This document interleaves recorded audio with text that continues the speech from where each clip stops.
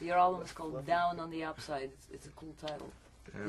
Did you spontaneously come up with it, or was it planned? Did it come out of any particular experience? Chris threw that out a while ago. Then we tried to get other titles going, and none of them really worked. Yeah, it kind of came. And I brought that up again, and everyone said, "Yeah." Yeah, it kind of came around. Kind of went full circle. It was like, how do we come up with a title that covers all the music on the record without sort of misrepresenting anything? And then, you know, how's it gonna look? And so we went through all these different ideas, and then ended up coming back to that because it seemed to be what we were trying to say in the first place. Or, you know, it seems to be able to accurately describe the whole thing as a record, as opposed to, like, if we had a really abrasive title, a really rocking title, it might represent 2 or 3 songs, and if we had like a really moody title, it might represent 2 or 3 songs, and so that's always a hard thing. Yeah, but it really seems to work, because I know exactly what you mean. It like listening to the album, then hearing the title, you go, "Yep, that's right." That's great. Well, no one really liked my idea of coming at you.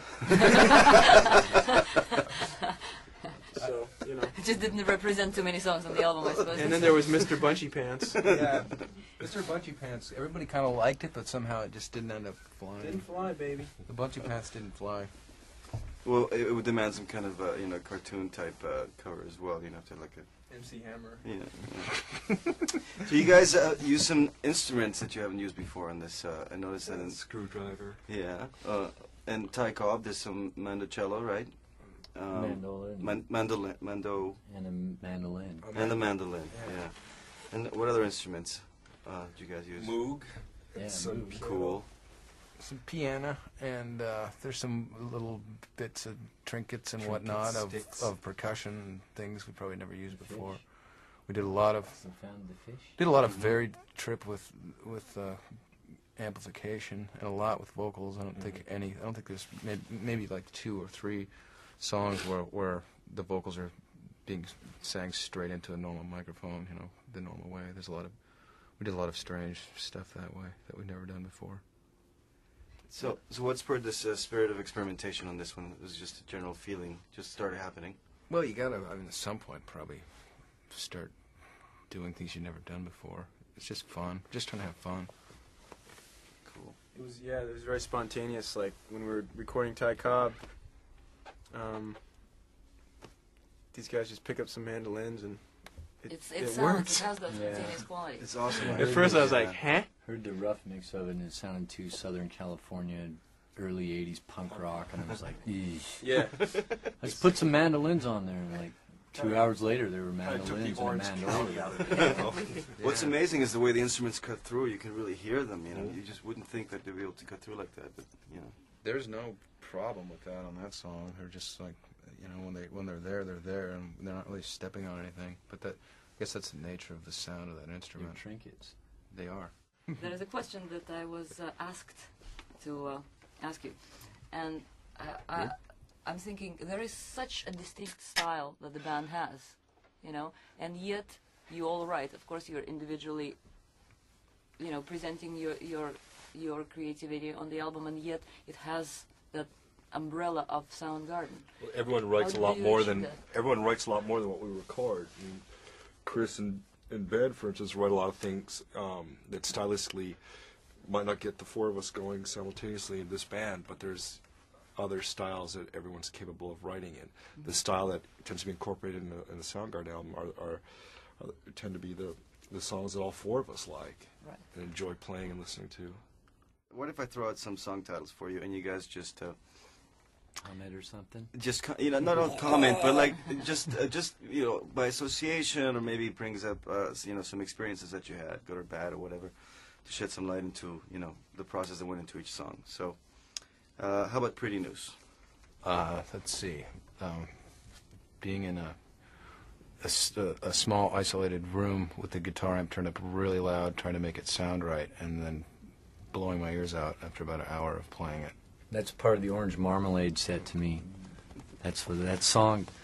Pretty News. I was talking about this the other week. Pretty News. Day I Tried to Live. And She Likes Surprises. Head Down and My Wave. They're the Orange Marmalade set to me. Alrighty then. Yep. There you go. Now, an interesting one is it's almost an instrumental, and yet it's not. Of course, called Apple Bite. Yeah. It's really cool. I mean, it's hypnotic and it's insistent and very strong musically, and Chris And repetitive. is singing something there, but I don't know if anybody. Yeah. Anyone's The trying to vocals figure are out. Even the Fucking wrist great. on your arm. What are you singing there? That you have to. Classic line. They'll have to go out and buy the record and then read it, and hopefully there won't be any typos on it, so it'll be easy to read. Because there are some typos nobody would guess. No. Which ones they wouldn't know. But there shouldn't be any typos because there's like only 3 lines in the whole song. So if they can't get that right, then Yeah. They'll be really upset.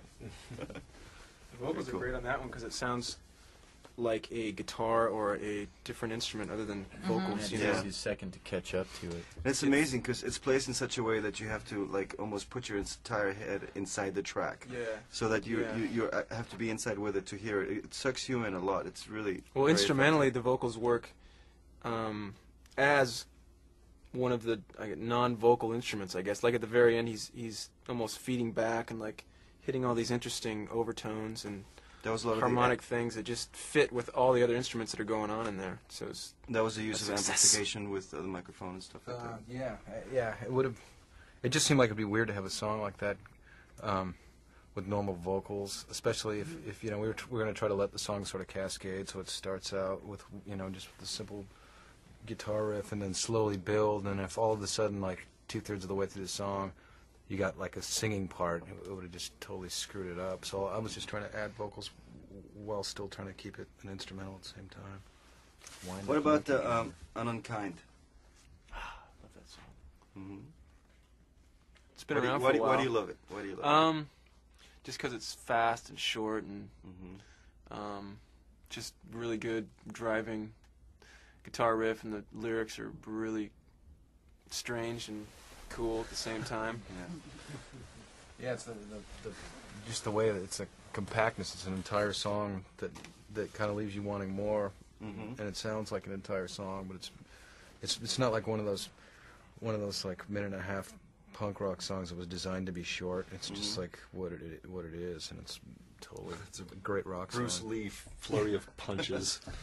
It's however long it takes to get the vibe across and to Yeah. for the message. If it's 2 minutes or 11. Anything beyond that is in excess. The song's hard on your pinky. And your penis. And it's just grabbing onto that.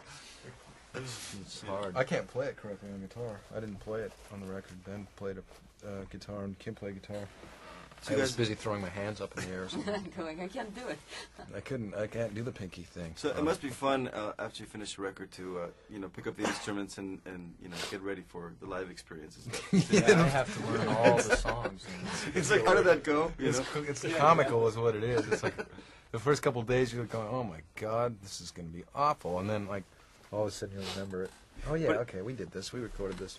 But the funny thing, it was a practice session. Yeah, a lot of this stuff we learned and recorded, so we've never Right rehearsed.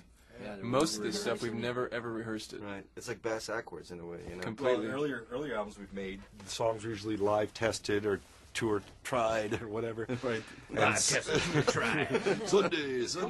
new songs. New song, new and improved. So everything had been around the block a few times before we recorded it. And in this situation, the songs are having their first breath on digital recording.